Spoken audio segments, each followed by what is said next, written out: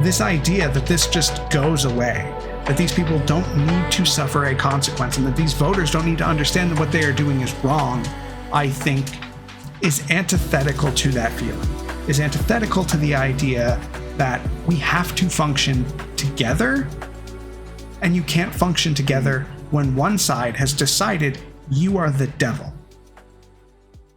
Hey everyone, welcome back.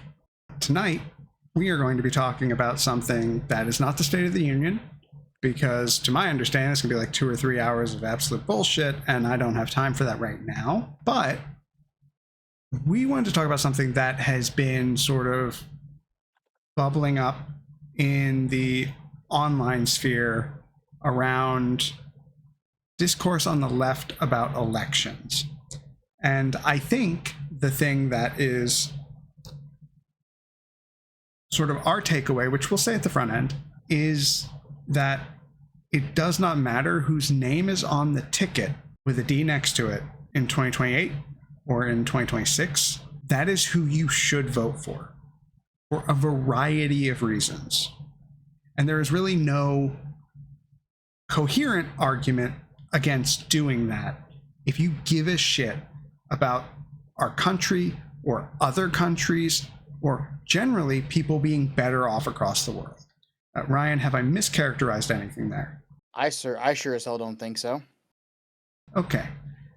So the inciting incident that led to this discourse bubbling up again was an appearance by a prominent online leftist content creator, Hassan Piker, where he went on the I've Had It podcast with Jennifer Welch.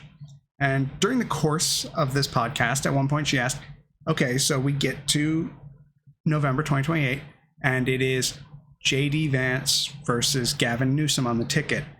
Who do you vote for? Now, Jennifer said you vote for Gavin Newsom. Hassan's friend, who was also on the podcast, I don't know the name, don't care to, also said he would vote for Gavin Newsom. And then Hassan said, I'd probably vote third party because at that point it's out of my hands. The way this bubbled up and the way that this has sort of played out is that people further on the left, people who are not entirely focused on electoral viability, decided that this was some sort of gotcha question.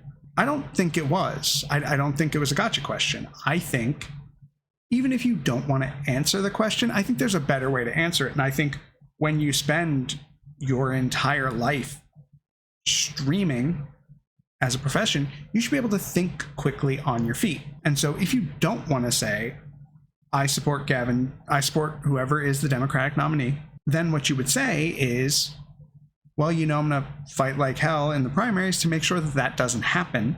And that way, we won't get to a situation where a candidate I don't personally like is on the ballot.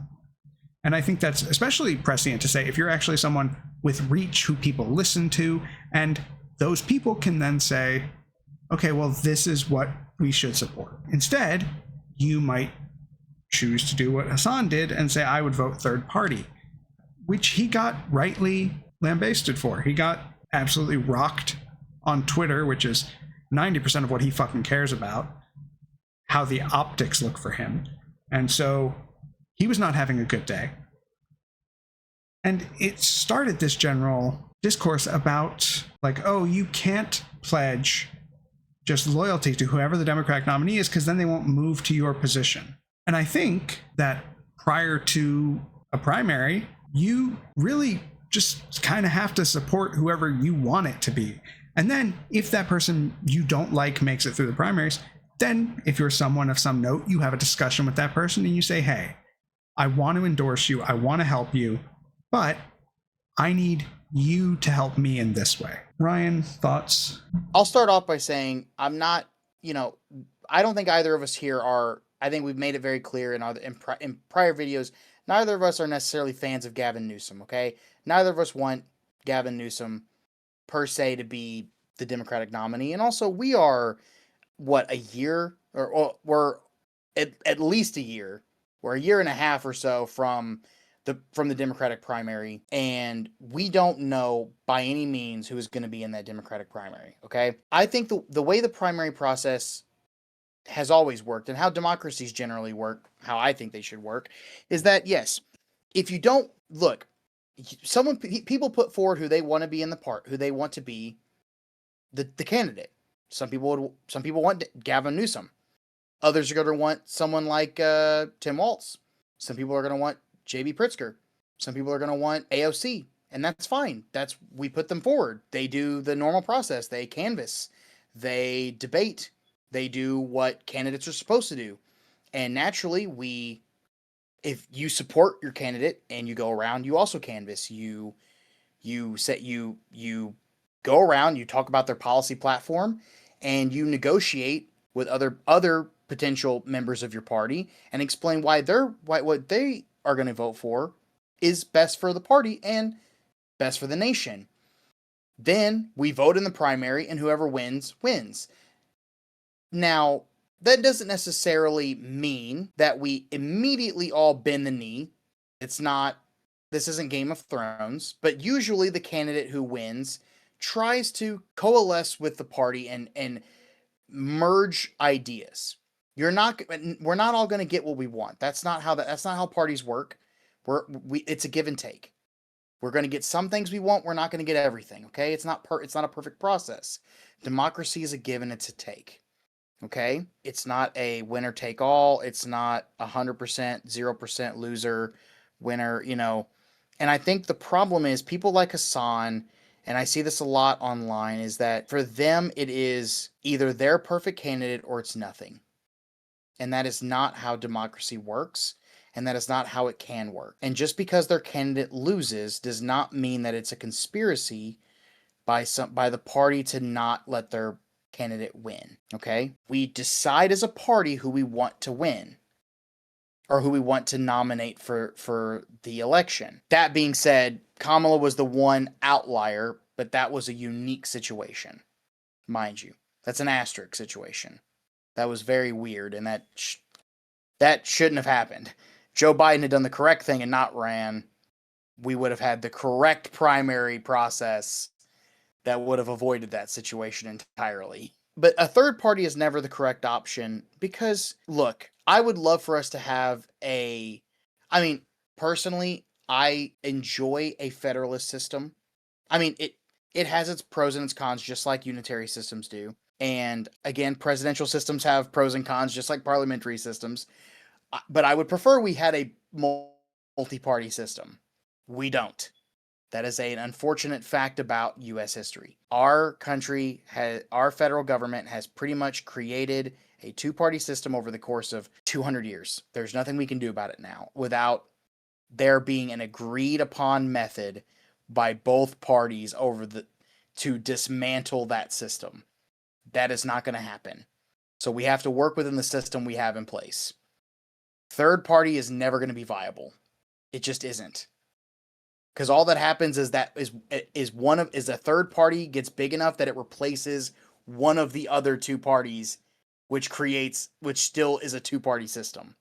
And then along the way, what you get is whichever party is most closely aligned to that third party is decimated, which means essentially you give your opponents control until such time that one of those other two parties is destroyed.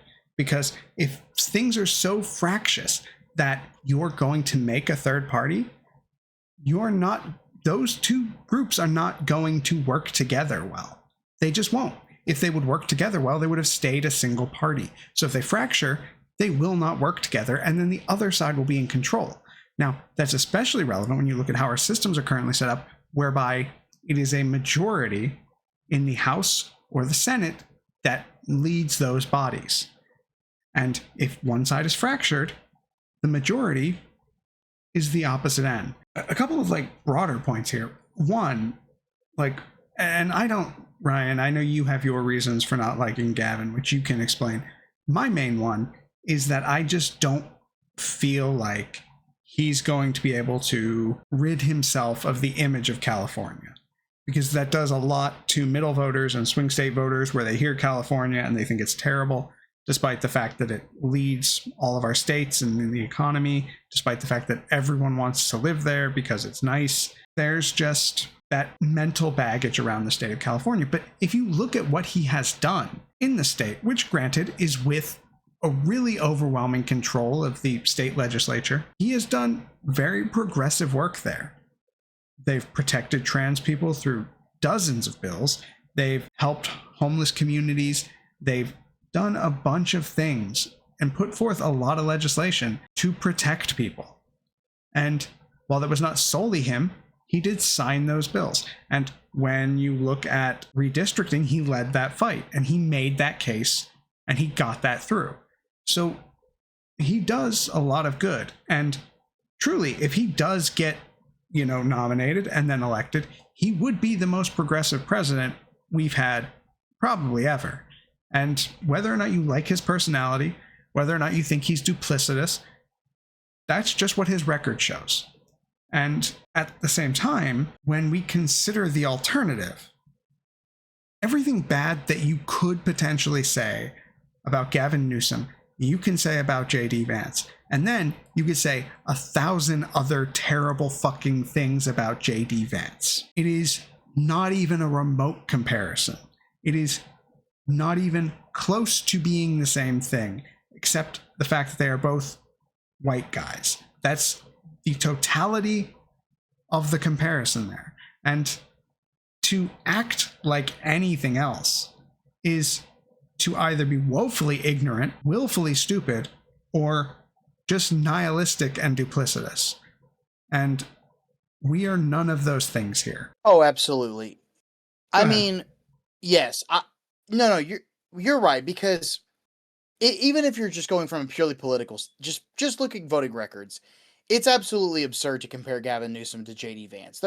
They are completely two different people, just politically alone. One has a ignoring speeches, any podcast, anything they've done, just looking at voting records. And honestly, J.D. Vance has not been in government for that long, mind you. I think people forget that. Yep. Gavin Newsom has, like I said, he does actually have a fairly good record. Honestly, it's not great. I don't think it's as great as it could be, but California has its own problems, but that's unique. California's problems are unique to California, okay? Like that's its own internal political system that it's got its own cultural problems. For one example, and I'll let you continue that thought. The reason that California has a homeless problem is because of the weather. Like, if you're homeless, you want to be in a place with good weather so you don't freeze to death. It's also a very, very populous state. So if it maintains roughly the same percentage of homeless people, there will be more in raw numbers. But again, it's also, if you're homeless and you can afford a bus ticket to California to get out of New York or to get out of Michigan or to get out of anywhere in the Northeast, then you're absolutely going to do that because you will not freeze to death in most of California. That's also, I mean, this is not the video, but that's also ignoring the fact that America itself has a homeless problem that is completely independent of any state or governor or anything. That is a national problem, but we digress. The point is, back to what I was saying, my issue with him has a lot more to do with I do think there are certain things I do think some of the way he talks might be appealing to some middle voters. I think he thinks he has an effective strategy that is going along the more Trump line, being a bit more of a, I don't want to say bully, but you know where the line I'm going with there, right? You know, that sort of more antagonistic, strong person out, more antagonistic. And I just don't, and I have to be honest, Biden wasn't a perfect president. I did not agree with the Gaza policy by any means, but I appreciated having a president who was a pious man, who was a religious man, who honestly wasn't a perfect man, but did believe in good in his heart and wanted to be a good person. And I think after a period of someone like Trump, I think we need more hope and less antagonism. I think we need somebody like a Pritzker, or, I think we need somebody like John Ossoff. I think we need, or even if you're going to have someone antagonistic, I think AOC is a better example too. I will not endorse an Ossoff run because I think he's the only one who can hold that Senate seat in Georgia, and we really need that. So he needs to stay his ass in Georgia. Oh, no, okay, yeah. I'm not here to tell him to leave Georgia. That's right, Ossoff. We know Georgia you're one of our half dozen viewers, Ossoff.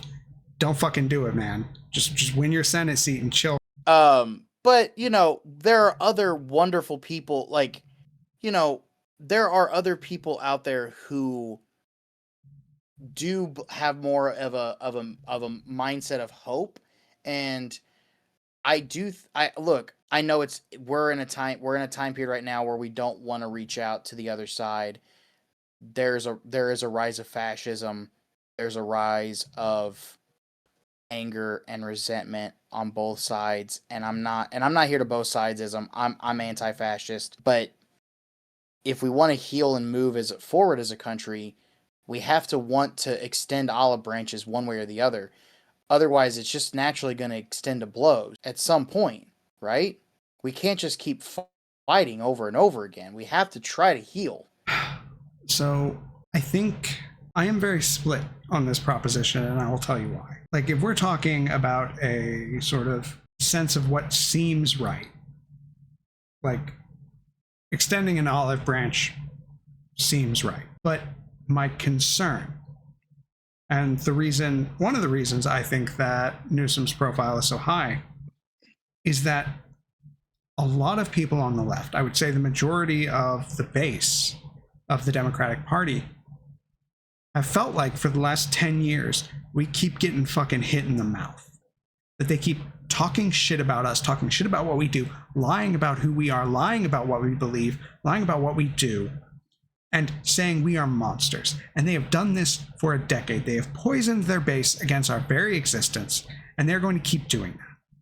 And we feel like that's a really, really big thing. And the fact that they tried to steal our country on January 6th, and the fact that they feel as though winning by the barest of majorities in the House and the Senate and eking out a presidential win gives them some mandate to fuck over blue states, to go into blue states and attack and kill people. And this idea that this just goes away, that these people don't need to suffer a consequence, and that these voters don't need to understand that what they are doing is wrong, I think is antithetical to that feeling, is antithetical to the idea that we have to function together, and you can't function together when one side has decided you are the devil. And whatever happens to you, however bad something makes you feel, that just makes them feel better about the thing happening to you.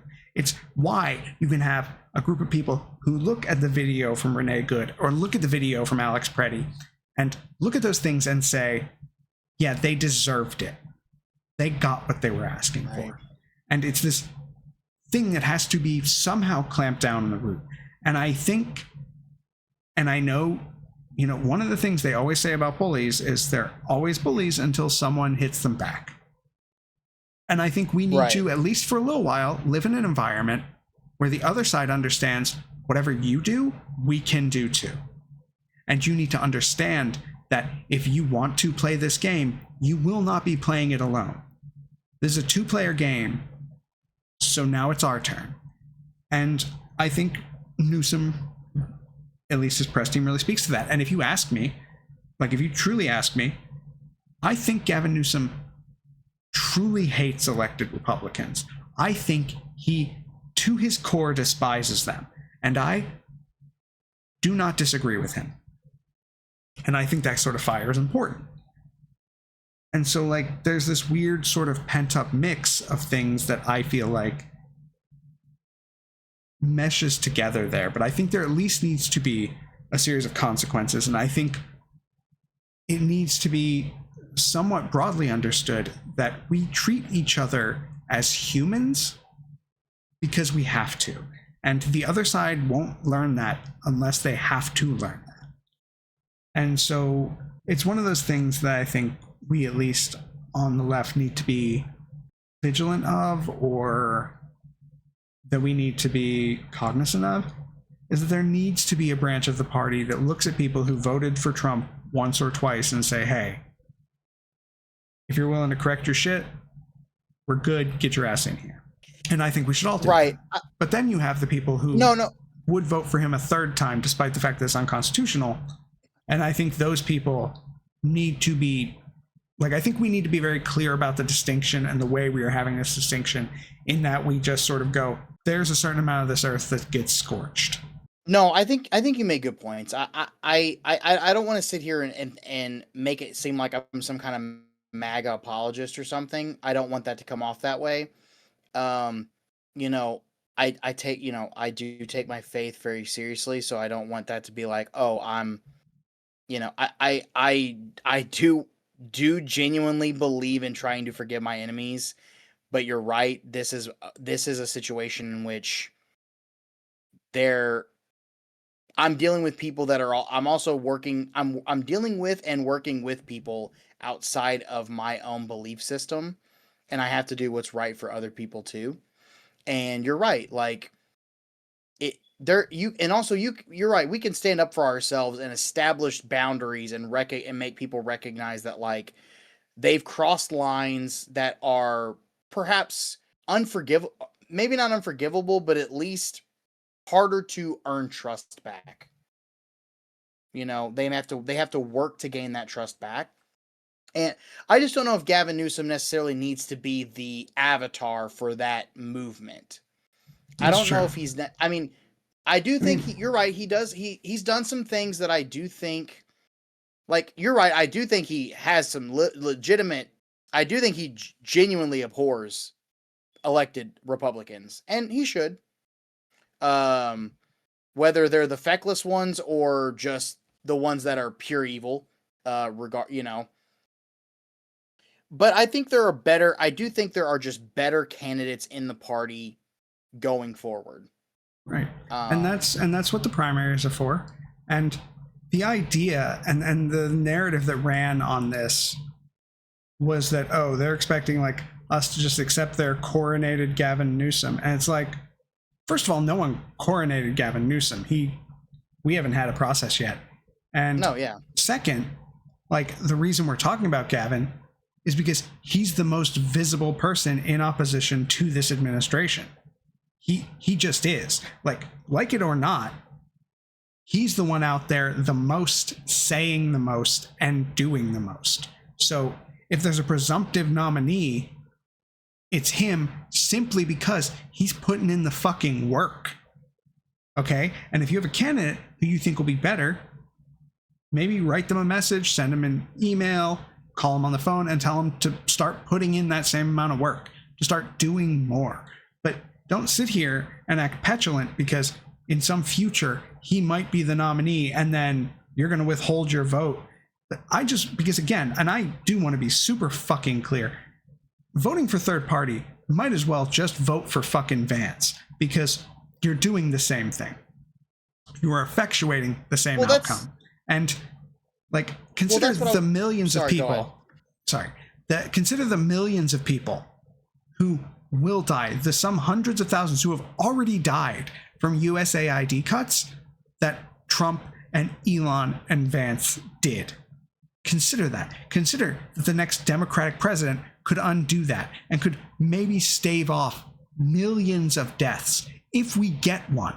But the problem is, you're going to sit here and bitch and moan about your fucking pet issue while people starve in the world because we stopped helping. And it's not just that we're obligated to help, but if I have been for the last 20 or 30 or 40 or 50 years helping these countries and helping these places that need the help, and then I just stop with no warning, that's not fucking on them. That's on me. We did that. We did that by failing to elect a Democrat. And now we need to correct that. And you need to understand that that is the thing when we're talking about harm reduction. And it's not just like, harm reduction isn't bullshit. It's an actual fucking thing. It is the difference in the amount of bodies we put in the fucking ground every year. And so there has to be some goddamn distinction and some sort of fucking understanding and realization that that shit matters. No, you're absolutely right, and I know, we're both so bad about getting on tangents too, and that's kind of where I was going. Whenever I was first going, explaining how I felt about like primaries and third parties, is that look at history. Every third party that has ever existed has always been a spoiler. Even the most successful third party run ever, which was under Teddy Roosevelt in the 1912 election, was a spoiler. It explicitly allowed Woodrow Wilson to win. It screwed Taft, who was his successor, by the way. It screwed Taft and allowed Woodrow Wilson to win. It Third parties cannot win. It's not possible. It is impossible. If you plan to vote third party, just don't even vote, please.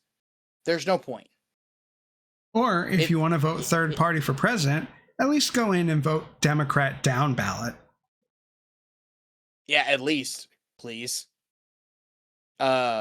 But I think what's upsetting the most is that you're right. It's the idea that somehow any like that outside of a perfect, let's turn this into the deeper conversation that you and I have been having outside of, personally, which is this idea that like somehow they think there's that the American electorate is somehow a secret proletariat that's going to vote this communist savior president. Okay, that's just not going to happen. Okay, I don't know why the leftists online think this is going to happen. Hassan and all of them seem to think this is the case. It's nonsense. America does have very strong left leanings, at least economically.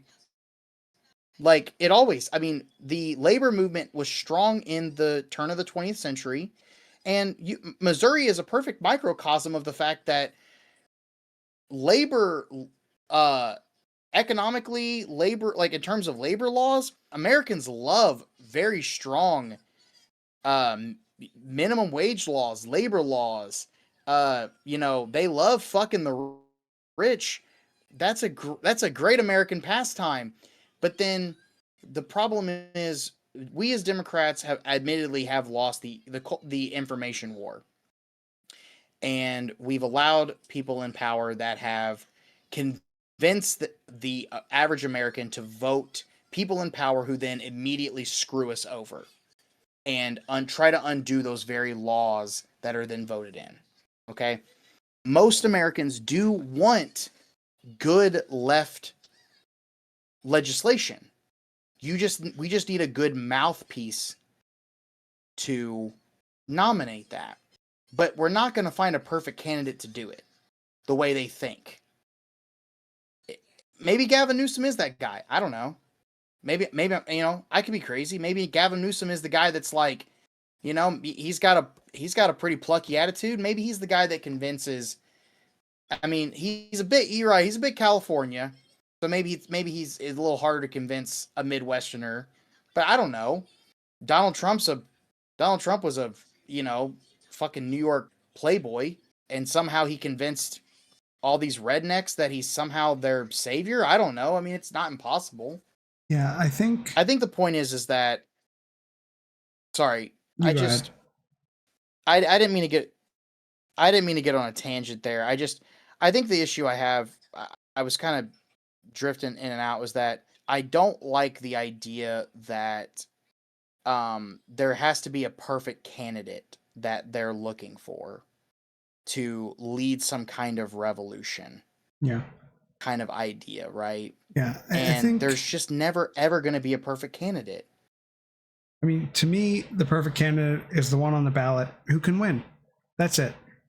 Right. The point we're at, that's all that fucking matters. And you might not like it, but I can tell you right now, there's something that like hit me this past week, and it really sort of sunk in about like the way that both sides feel or interact when the other side is in power.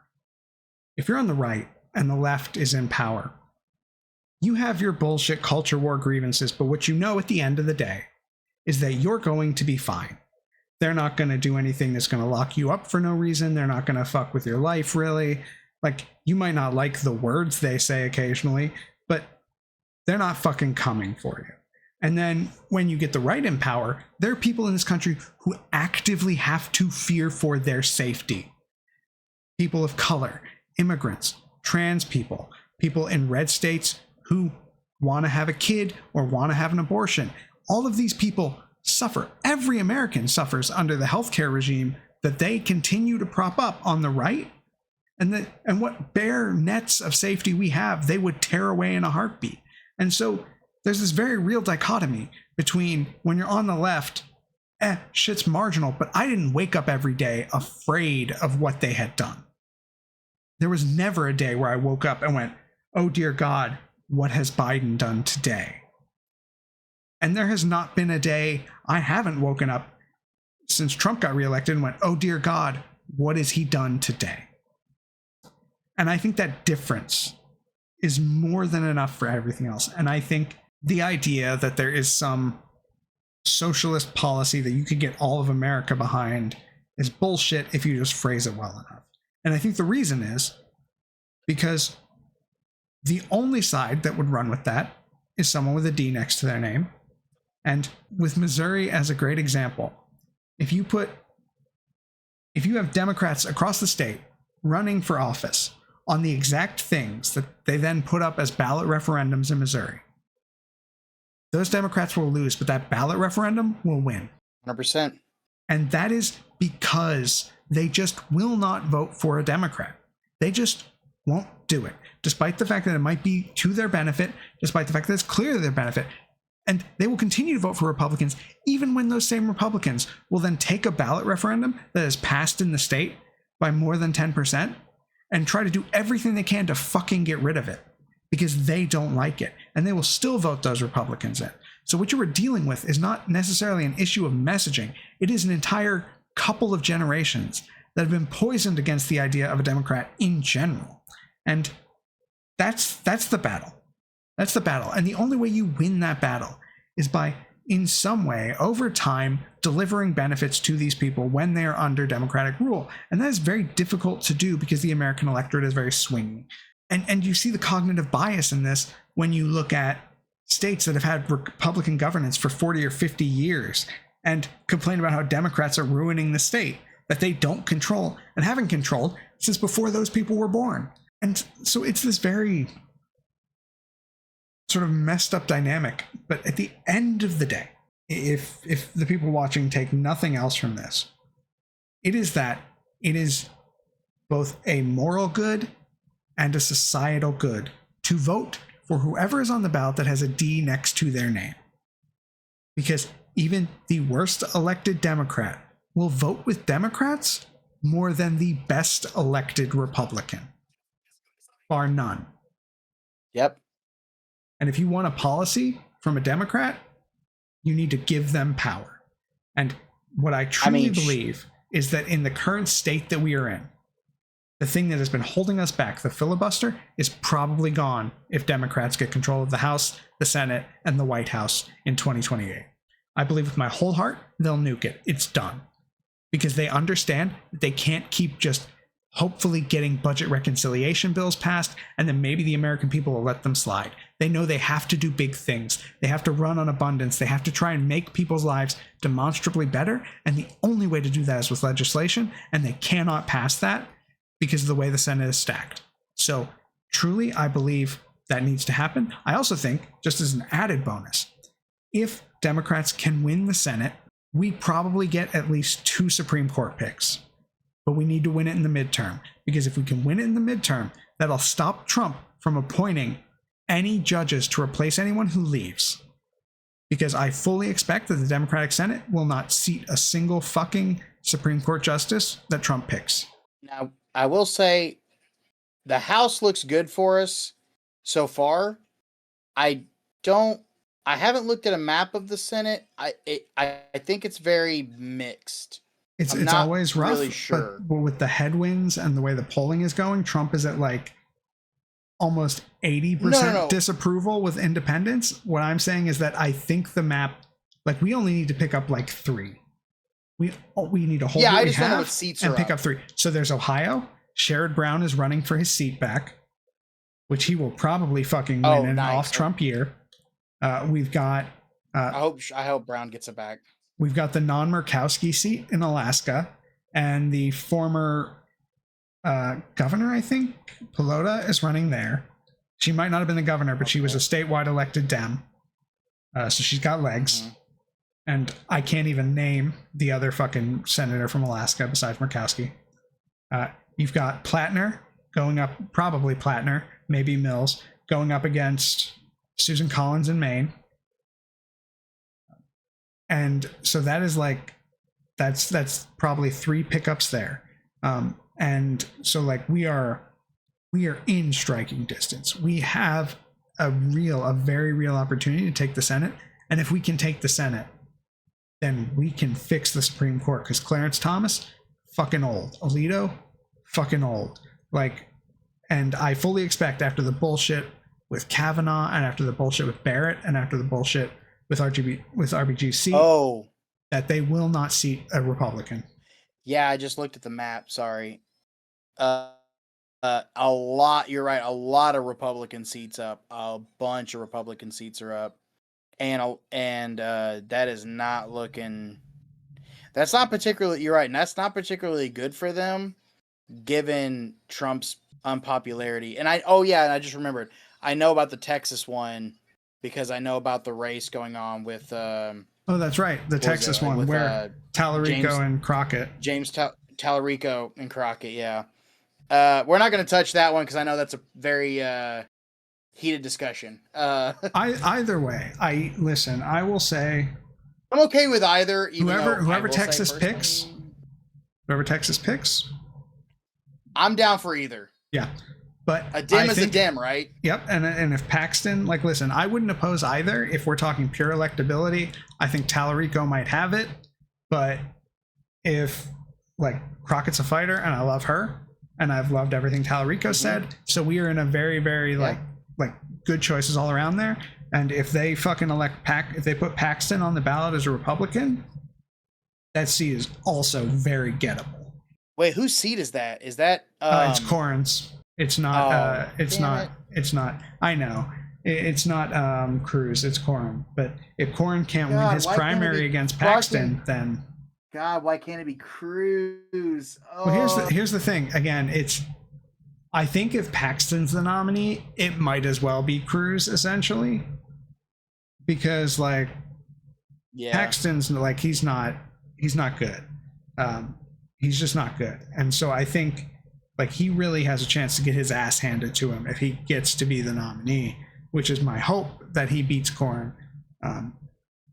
And so like Texas also in play. Like there are options across the country. This is not impossible. It is very possible. And if Trump keeps shitting the bed in the way he has been, like when he crashed out after the tariff decision and then was like, oh, we're going to do 10, 15% everywhere. I could destroy a country, but I can't.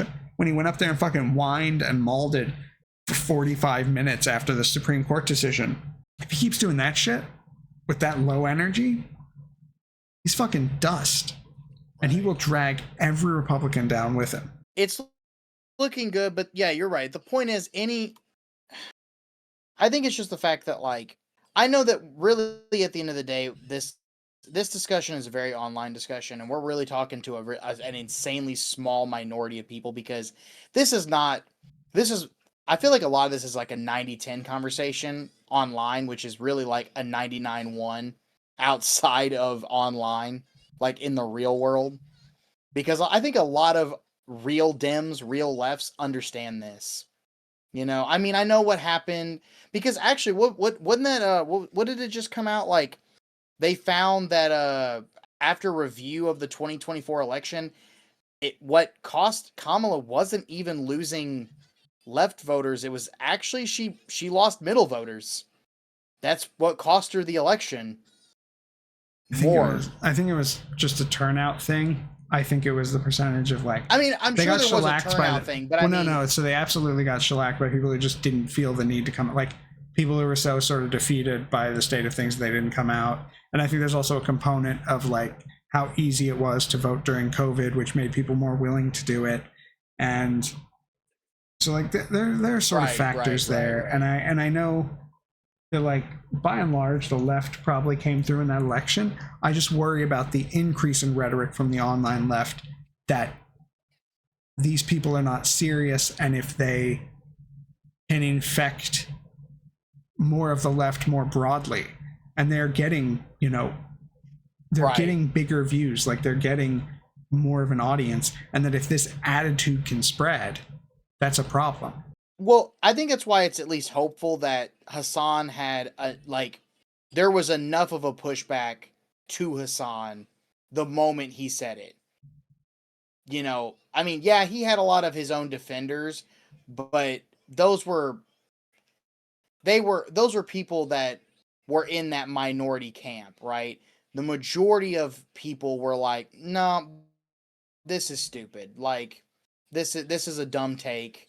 That's nonsensical. There's no way to compare. It's insane to compare any generic Republican to compare a generic Republican to a generic Democrat, let alone comparing J.D. Vance to Gavin Newsom." Or even a generic Republican to a specific Democrat. There's just no comparison. And there's no comparison. We know the answer. It's just this. I mean, I'm glad there was pushback. I just felt like I needed to say something about it, and you need to say something about it, because whether or not anyone listens, like it's important that like this is a discussion that we have, and the outcome of the discussion needs to be, hey, if you don't like who you think a candidate might be, then maybe put some of your weight, instead of bitching and moaning about someone running or potentially running. I mean, he's going to run, but he's not currently. But instead of bitching and moaning about a person who may be running, maybe start like lifting up the person you want to win. Like maybe use your audience constructively instead of destructively, because all you're doing, if he still manages to be the nominee, is you're just poisoning your audience on him.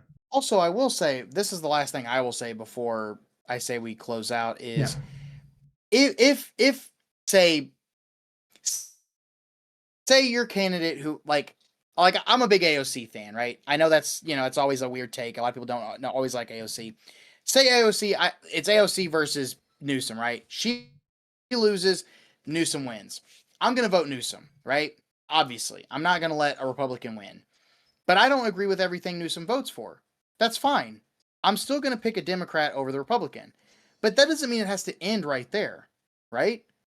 The beautiful part about democracy is we always get to push our elected officials, and one of the best parts about not electing fascists is that we get to vote again, appeal to our government without the fear of violence, and we can say, hey, I don't agree with these things, and it's your job as my elected official to hear my concerns and, you know, attempt to do what's right for, you know, us as Americans. And you know, and I'm kind of trailing off, but that's the point. Like, it doesn't have to end at just this it's like, I elected this awful person that is completely against everything I believe in. Well, okay, well then push them on what you believe in. That it doesn't have to end there. It's not like it's not like it's over. You can always appeal. They